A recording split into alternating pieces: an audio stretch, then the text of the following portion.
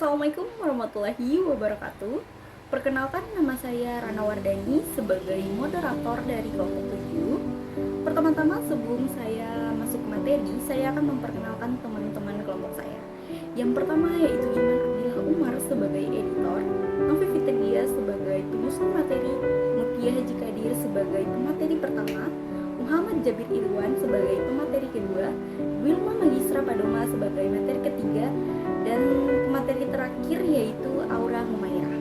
Baik, itulah perkenalan dari kelompok kami. Selanjutnya kami akan menjelaskan materi tentang psikoterapi dari Karen Horney. Berikut penjelasannya. Mutia Kadir, pemateri pertama dari kelompok 7. Di sini saya akan menjelaskan tujuan dari Horney menciptakan psikoterapi. Baik, langsung saja. Horney mengatakan bahwa kecenderungan mendekati, melawan, dan menjudul orang lain sebagai 3 kecenderungan neurotik. Karena dengan cara ini dapat menimbulkan rasa lega, namun hanya berlaku sementara. Lama-kelamaan dapat mendorong orang untuk menjauh dari menerima diri mereka sendiri dan semakin terlibat dalam keadaan neurotik. Maka Horney menciptakan psikoterapi ini dengan tujuan untuk mengubah secara bertahap, berkembang ke arah realisasi diri, berhenti berfantasi diri ideal, melepaskan pencarian neurotik, dan mengubah yang awalnya membenci terhadap dirinya menjadi menerima dirinya secara nyata. Mungkin sekian materi dari saya, selanjutnya akan dilanjutkan oleh pemateri selanjutnya.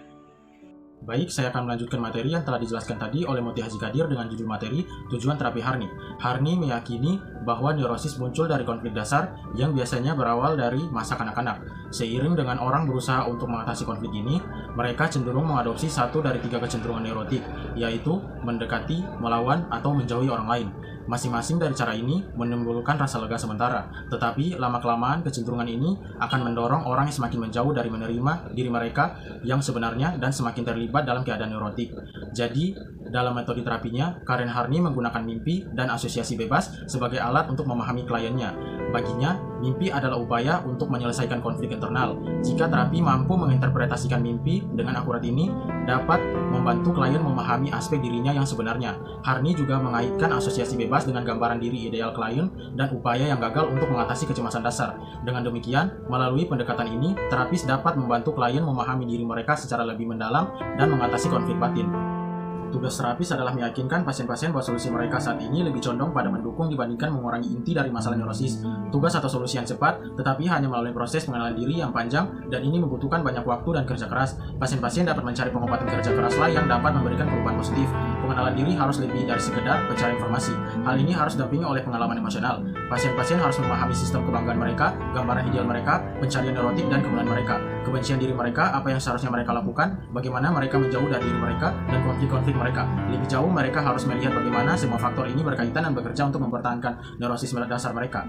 Jadi, dalam proses terapi, pasien perlu memahami berbagai aspek seperti sistem kebanggaan, gambaran ideal diri, pencarian neurotik akan kemuliaan, kebencian terhadap diri sendiri, harapan mengenai apa yang seharusnya dilakukan, bagaimana mereka menjauh dari diri mereka, dan konflik-konflik yang ada. Lebih lanjut, mereka juga diharapkan melihat bagaimana semua faktor ini saling terkait dan bekerja sama untuk mempertahankan neurosis dasar mereka. Dengan pemahaman menyeluruh terhadap hubungan kompleks ini, pasien dapat membuka jalan menuju pemulihan dari konflik batin dan memahami dinamika yang mendasari keadaan neurotik mereka.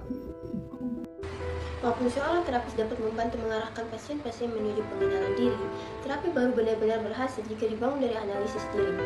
Pasien-pasien harus memahami perbedaan antara gambaran diri ideal mereka dan diri mereka sebenarnya. Untungnya, orang memiliki kekuatan pengetahuan yang melekat erat sehingga memungkinkan mereka memperoleh pemahaman diri setelah pengenalan diri dan analisis diri berhasil dicapai. Berbicara mengenai teknik-teknik yang dilakukan, terapis-terapis berdasarkan teori Horney menggunakan banyak teknik yang sama juga digunakan oleh terapis-terapis yang berdasarkan teori Freud, terutama dalam hal interpretasi mimpi dan asosiasi bebas. Horney menganggap mimpi sebagai usaha untuk mengatasi konflik-konflik, tetapi solusi yang diperoleh dapat berupa solusi neurotik maupun solusi yang sehat. Ketika terapis memberikan interpretasi yang benar, pasien dapat terbantu untuk mengenal lebih baik diri mereka sebenarnya dari mimpi-mimpi. Bahkan di fase awal dari analisis, pasien dapat melihat sekilas sebuah dunia dalam dirinya yang benar-benar merupakan dunianya sendiri dan yang lebih nyata, menggambarkan perasaannya daripada dunia ilusinya. Pada teknik kedua yaitu asosiasi bebas. Pasien-pasien diminta untuk mengatakan segala hal yang muncul di pikiran mereka, betapapun sepele atau memalukannya hal-hal tersebut. Mereka juga diminta untuk mengekspresikan perasaan apapun yang muncul dari asosiasi tersebut. Sama seperti interpretasi mimpi, asosiasi bebas akan dapat mengungkapkan gambaran diri ideal pasien-pasien dan usaha-usaha mereka yang pantang menyerah, tetapi tidak pernah berhasil untuk mencapai gambaran diri ideal tersebut. Selanjutnya, ketika terapi berhasil, pasien-pasien secara bertahap membangun rasa percaya diri dalam kemampuan mereka untuk bertanggung jawab atas perkembangan psikologis mereka. Mereka akan semakin memahami diri dan memahami semua proses yang menyertai realisasi diri tersebut.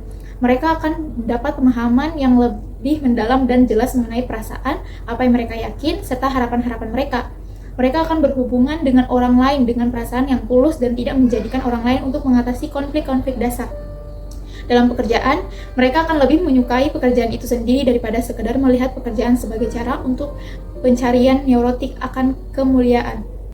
Baik, kesimpulan dari materi yang sudah dijelaskan oleh teman-teman saya yaitu Horney meyakini bahwa neurosis muncul dari konflik dasar yang biasanya berawal dari masa kanak-kanak. Seiring dengan orang berusaha untuk mengatasi konflik ini, mereka cenderung mengadopsi satu dari 3 kecenderungan neurotik, yaitu mendekati, melawan, atau menjauhi orang lain. Masing-masing dari cara ini menimbulkan rasa lega sementara.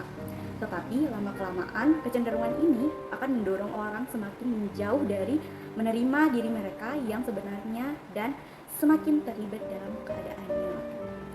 Baik, itulah penjelasan materi kami tentang psikoterapi Karen Horney. Kurang dan lebihnya saya mohon maaf. Wabillahi taufiq wal hidayah. Wassalamualaikum warahmatullahi wabarakatuh.